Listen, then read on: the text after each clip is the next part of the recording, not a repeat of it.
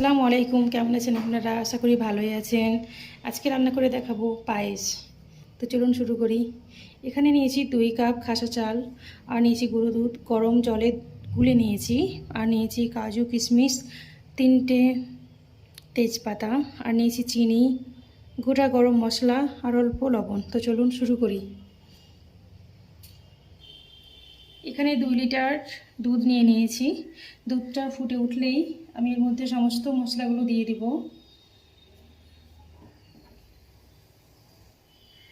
দুধটা ফুটে এসেছে, এর মধ্যে দিয়ে দিচ্ছি প্রথমেই গরম মশলা,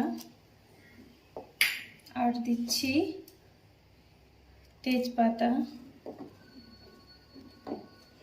এইভাবেই নাড়তে থাকবেন, দুধটা তলে যাতে না বসে যায়।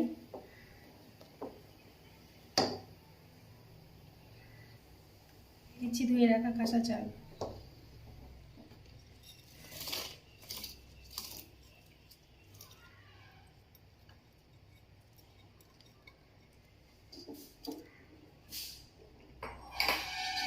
চালটা দেওয়া হয়ে গেলেই নাড়তেই থাকবেন।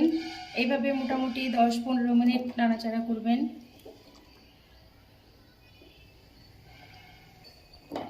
চালটা অনেকটাই সিদ্ধ হয়ে এসেছে, এর মধ্যে দিয়ে দিচ্ছি কাজু কিশমিশ।